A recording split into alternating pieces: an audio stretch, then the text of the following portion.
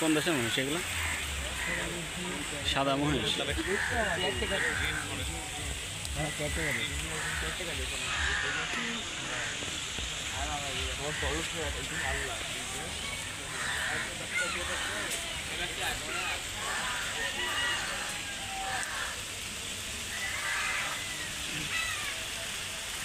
Sir সাদা মহিষ সম্পর্কে কিছু বলেন।